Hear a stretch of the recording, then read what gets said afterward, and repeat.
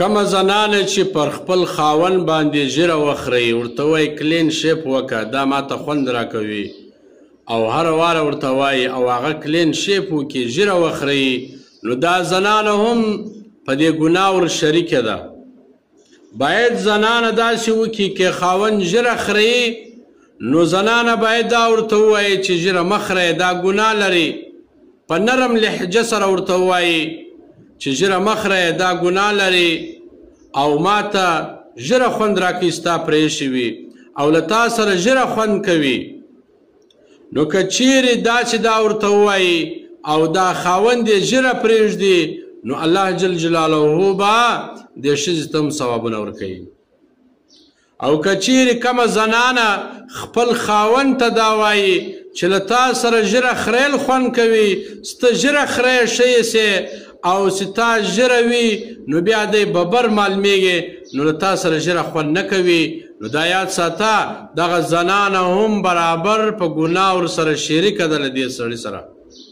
کله چې هم خاوند ژیره خوري نو دا زنانه ورسره شریکه ده په ګناه کې. نو باید زنانه دا ورته ووایي چې ژیره مه خورئ دا ژیره ګناه لري او په نرم لهجه سره هر ورځ ورته وایي نو ته به ورته ګورې انشاءالله دا خاوند بې ژیره پرېږدي. چې کله زنانه خپل خاوند ته وایي چې ژیره خورئ ما ته خوند راکوي نو بیا دا خاوند ژیره نه پرېږدي.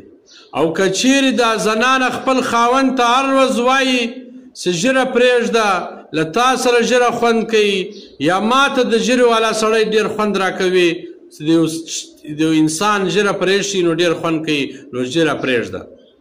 نو که چیرې ژیره پرېښوله نو په ثواب کې دا زنانه هم ورشریکه ده. که دې خپل کوشش وکړي او خاوند ته یې وویل چې ژیره پرېږده او خاوند یې ژیره نه پرېښوده نو بیا دا زنانه مکلفه نه ده، یعنې دا زنانه بیا ګناهګاره نه ده. که چیرې خاوند لمونځ نه کوئ نو دا زنانه به دا خپل خاوند راپورته کوي ورته وایي به چې پورته سه لمونځ وکړه په نرم لهجه سره به ورته وایي.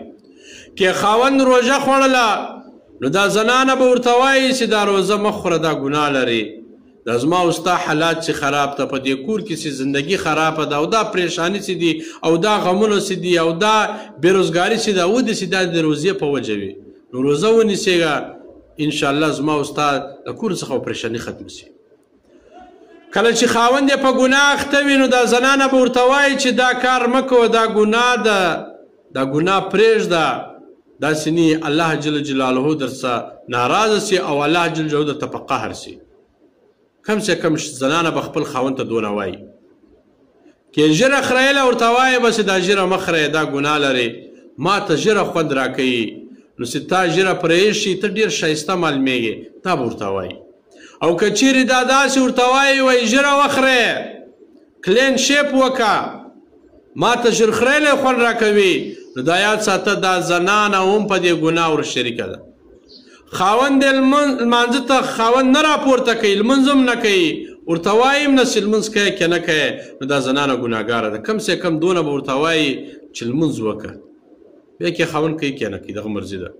که خاوند روزه خوړله کم سے کم دونه به ورته وایي چې روزه ونیسېږه روزه ثواب لري روزه خوړل ګناه ده بیا د خاوند مرضي ده که روزه خوړله که نیوله.